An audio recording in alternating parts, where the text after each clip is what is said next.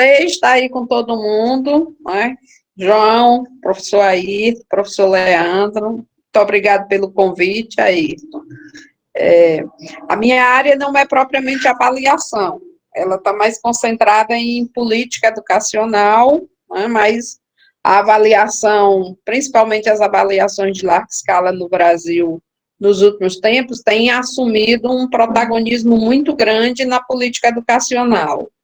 E, em decorrência disso, é inevitável que quem trabalhe com política se dedique, né, ou pelo menos tenha um olhar mais atento sobre a avaliação de larga escala.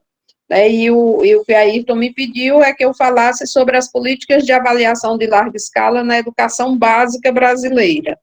Então, eu vou me concentrar numa abordagem específica da educação básica, embora o Brasil tenha muitos outros mecanismos de avaliação, né, mas nesse caso nós vamos falar só sobre a educação básica. Então, no Brasil, a gente, diferentemente de Portugal e dos países europeus, as discussões sobre avaliação de larga escala, elas chegam com uma defasagem de pelo menos 15 anos, né?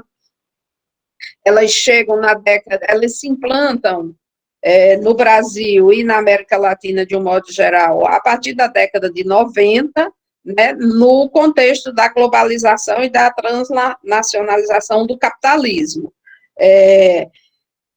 Há uma forma de transição no modelo de regulação e emerge a figura do Estado avaliador como muito presente no contexto das políticas públicas.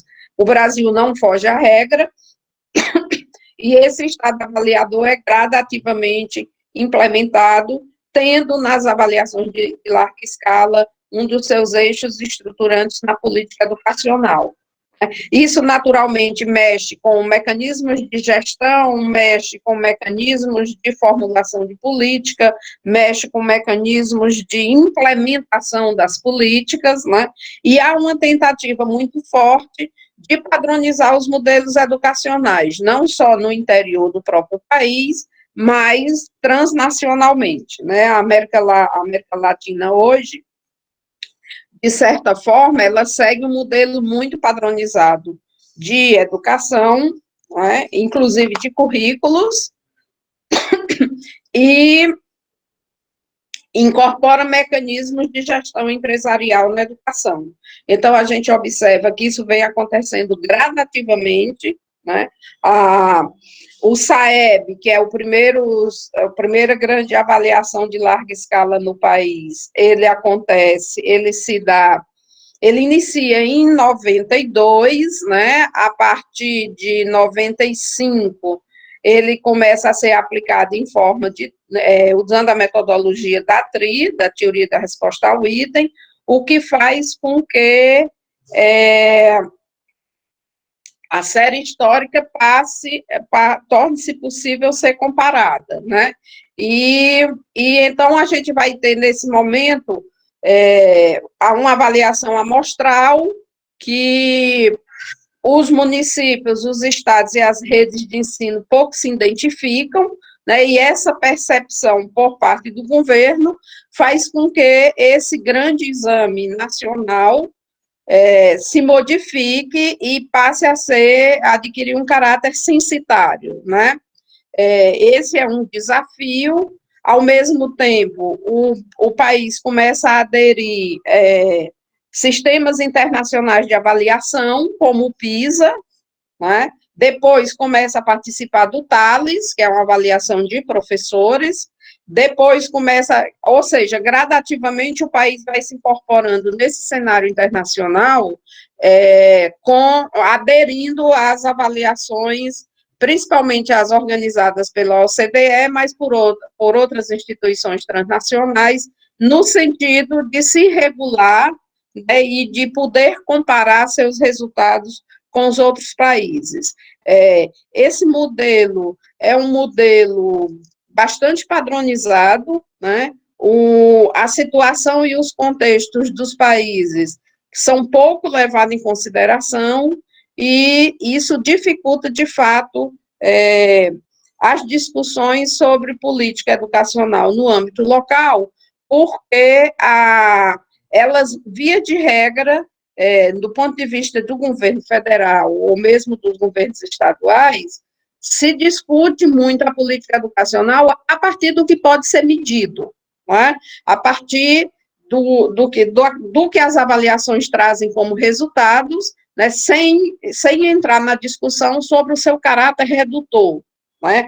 Como é feita essa avaliação, de que forma ela é implementada, o que ela de fato mede.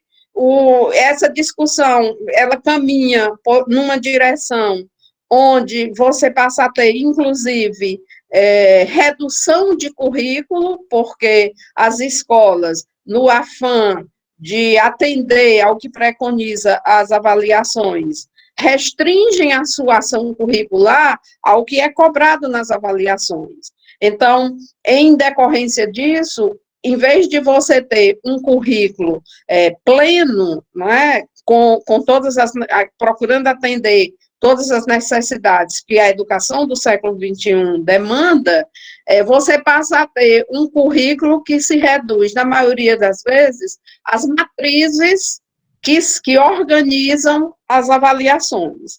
Então, do ponto de vista de política educacional, o protagonismo da avaliação, ela passa a ter um caráter extremamente redutor, né, no que se refere à implementação da política educacional do ponto de vista do Estado, né, do ponto de vista de políticas públicas e do ponto de vista da sala de aula, né, porque a sala de aula responde, né, os professores, as escolas, os sistemas, as redes de ensino, ao fim e ao cabo, elas procuram responder, né, elas ficam em prontidão de resposta ao que é cobrado na avaliação.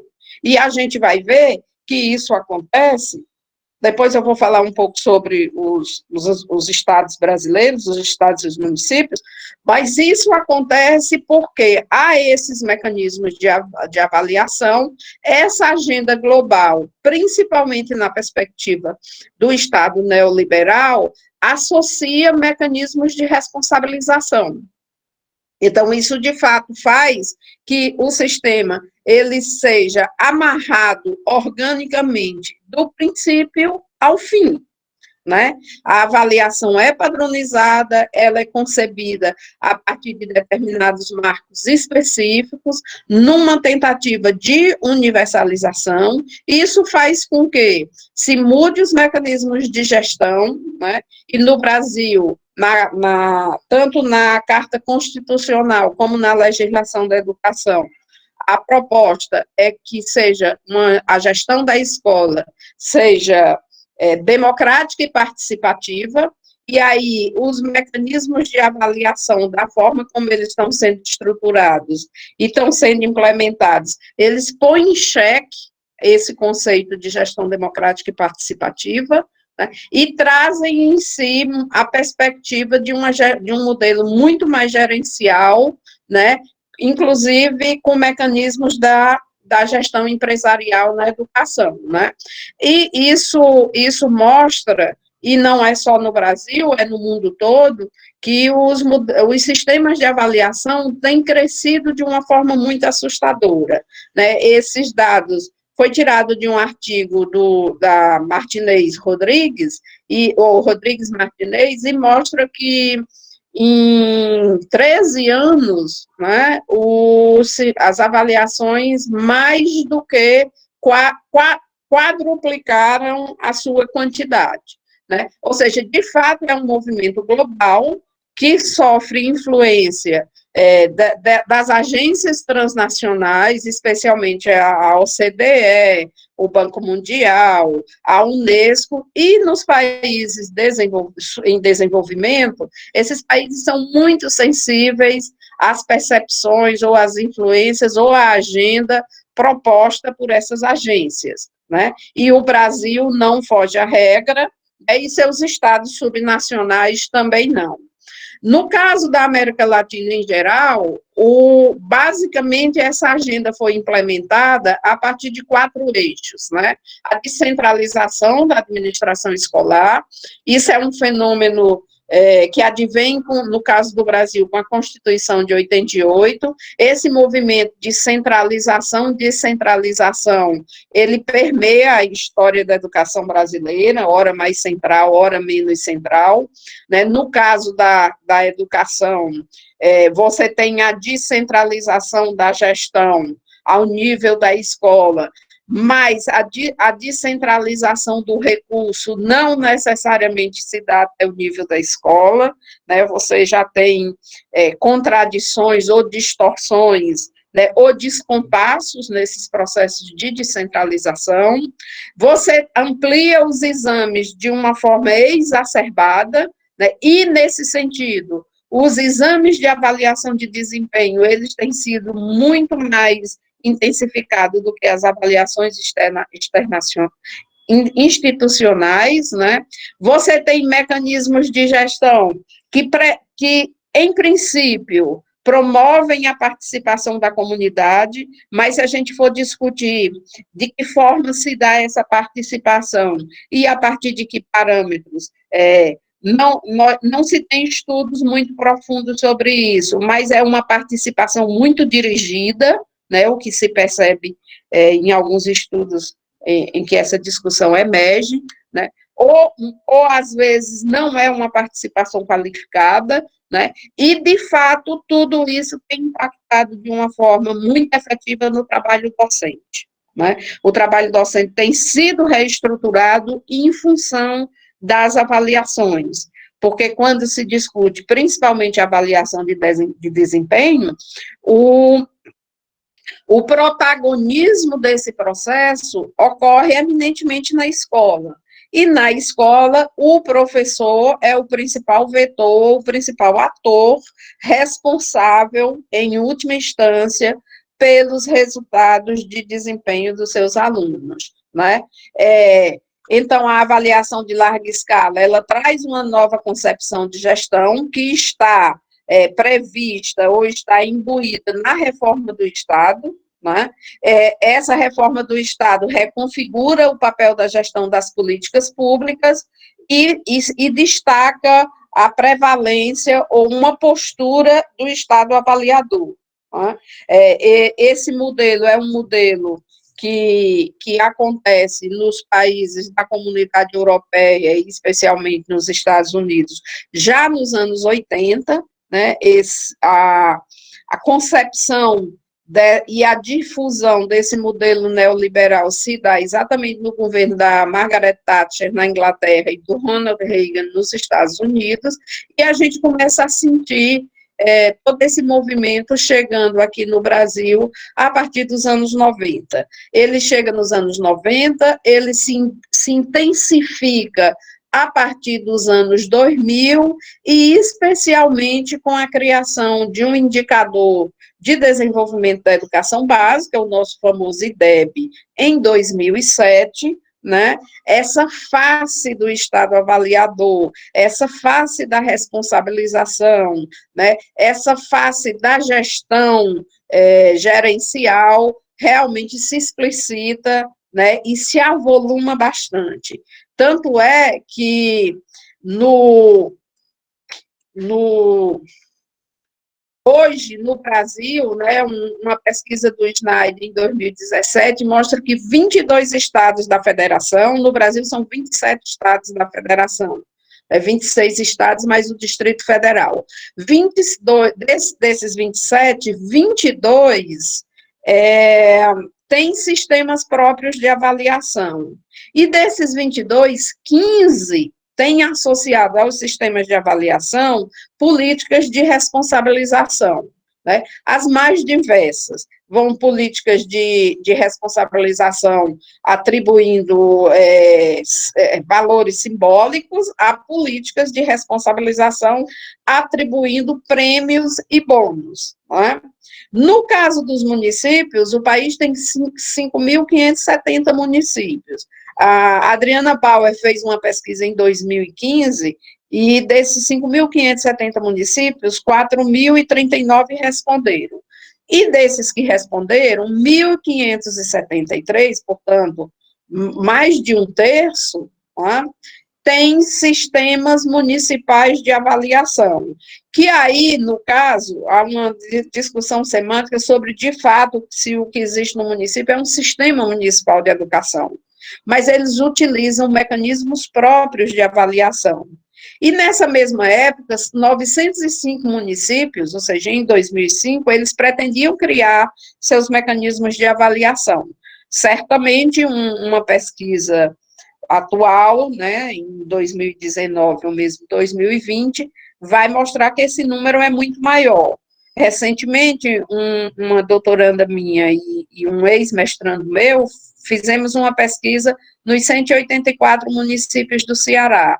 Dos 184 municípios do Ceará, 64 têm mecanismos próprios de avaliação.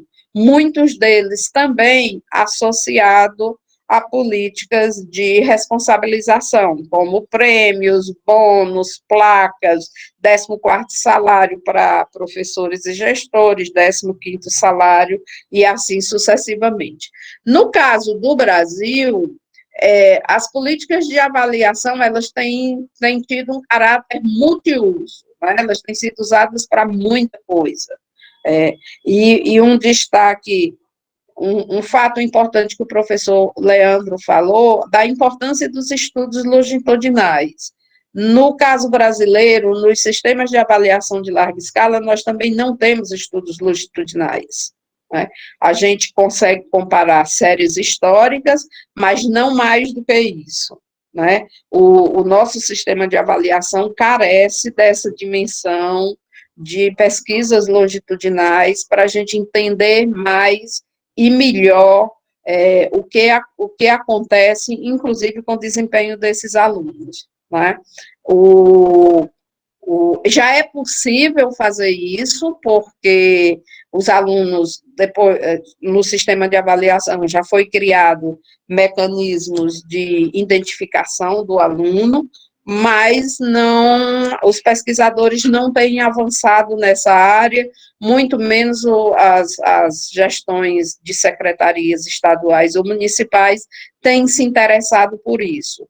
Via de regra, estudos longitudinais demoram um pouco mais de tempo, né?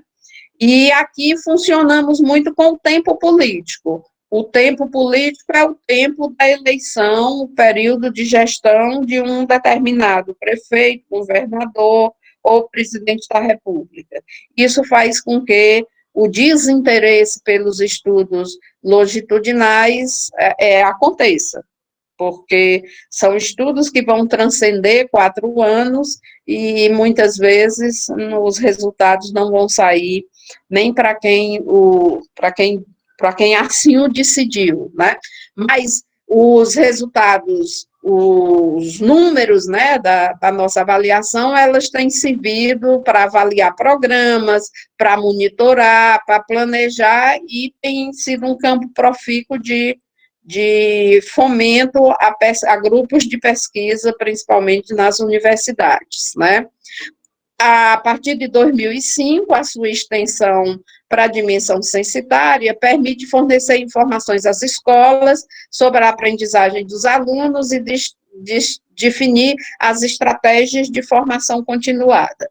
O exame nacional, ele é bianual, então os estados resolveram diminuir esse tempo e fazer suas avaliações anuais, né, para ter esse retorno de informações, de dados, com maior velocidade. E muitas vezes as avaliações municipais, elas ocorrem durante o ano letivo, né? Aquelas que têm um caráter diagnóstico, a justificativa é que conseguem identificar problemas relacionados à aprendizagem dos alunos e intervir num tempo suficiente para sanar o problema ainda naquele ano letivo.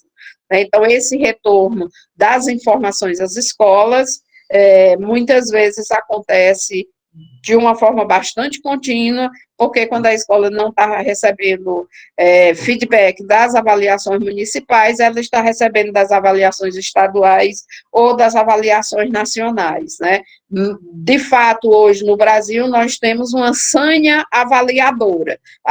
Os estudantes especialmente aqueles estudantes de alguns cortes do ensino fundamental e do ensino médio, eles estão quase que cotidianamente sendo avaliados, né? Tem estudantes que fazem provas de avaliação de larga escala 3 vezes num único ano.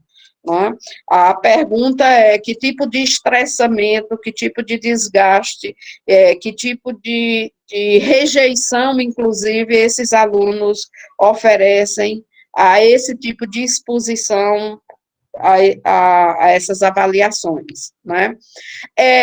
Elas têm servido, né, os resultados da avaliação para definir a alocação de recursos financeiros, e aí nós estamos falando de responsabilização, orientar políticas de incentivos salariais, muitos municípios conseguem fazer isso, né? Como componente de política da avaliação docente, é importante destacar que o Brasil nunca conseguiu implementar um sistema de avaliação de seus docentes, nem no âmbito federal, nem estadual e municipal, então utiliza o resultado das avaliações dos alunos como uma política, como um componente na política de avaliação docente, né? Há muitas discussões sobre isso, em que medida é possível você fazer essa associação, especialmente o resultado que é aplicado num determinado ano escolar, está diretamente associado ao docente que está trabalhando naquele ano escolar. Porque a gente sabe que o processo de avaliação, o processo de desempenho ou de aprendizagem do aluno é um processo cumulativo, né? Que contribuição os docentes dos anos anteriores deram ao desempenho desse aluno? Né? Não se tem nenhum tipo de estratégia, nenhum tipo de instrumento que permita medir isso. Então, eu associo o desempenho dos alunos ao docente com quem ele está fazendo aquele ano avaliado, né? E alguns sistemas de avaliação servem também para certificação de alunos e escolas. Tá? Nesse caso, o exame mais emblemático que nós temos de certificação de alunos é o Enem, tá? Que ele, de fato, pode funcionar como uma certificação de conclusão de uma das etapas da educação básica, ensino fundamental ou ensino médio, né? Aqui é um pouco a estrutura do nosso exame. O SAEB, ele envolve o ANEB, que é a Avaliação Nacional da Educação Básica, o ANRESC, que é a Prova Brasil, a Avaliação Nacional do Rendimento Escolar. Essa Prova Brasil, ela é aplicada apenas às redes públicas, né? E a ANA, que é a Avaliação Nacional da Alfabetização. A ANA foi criada em 2013 e tem sofrido alguns percalços, né? Em princípio, ela era para ser bianual, censitária, ela foi aplicada em 2013, aí em 2015 ela já não foi em 2016, e agora 2019, que era para ser censitária, não foi por mudanças de política no governo federal, por problemas de recurso, que é uma avaliação que envolve uma quantidade muito grande de alunos, e por isso ficou dessa forma, né? Aqui a gente mostra um pouco a linha de tempo, né, do sistema de avaliação da educação básica, né?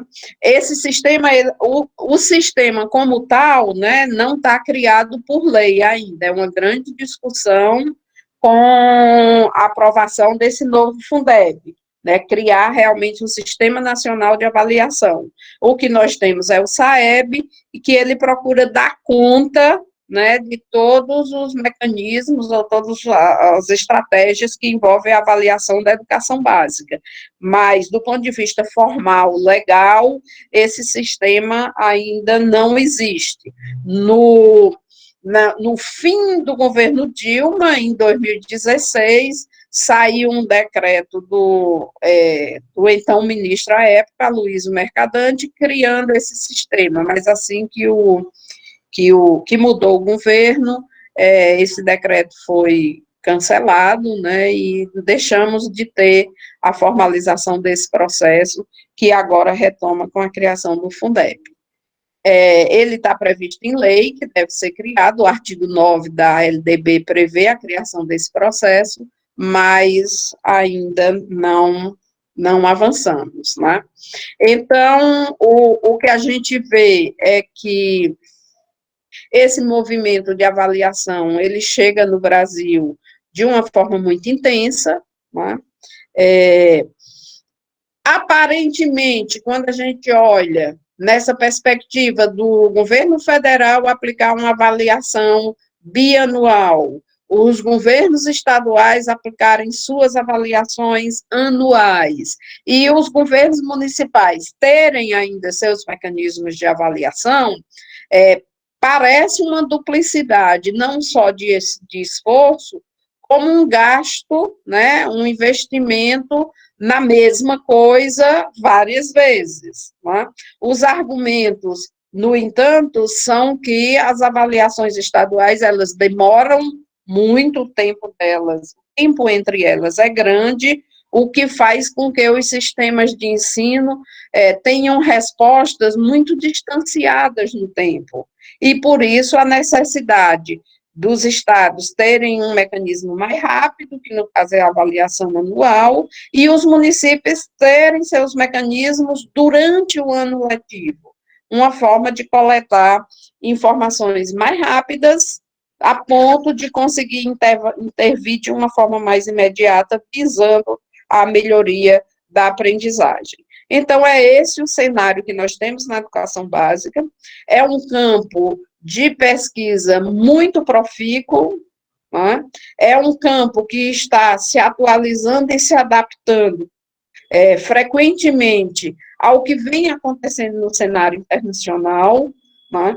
No entanto, a gente não pode perder de vista que estamos com alguma diferença de tempo, algum atraso em relação às discussões internacionais. Né?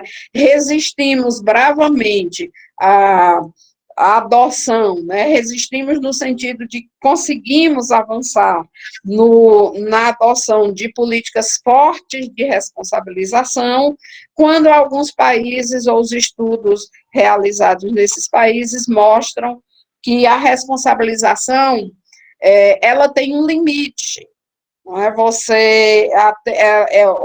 Os atores educacionais, eles conseguem reagir a políticas de responsabilização até um determinado limite.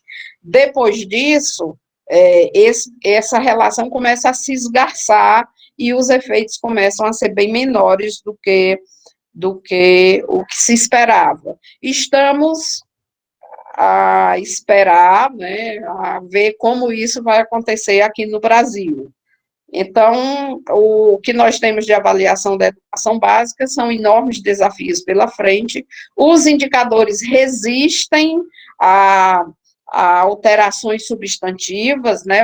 Realmente o nosso sistema caminha, no sentido da melhoria, ele caminha a um passo mais lento, né?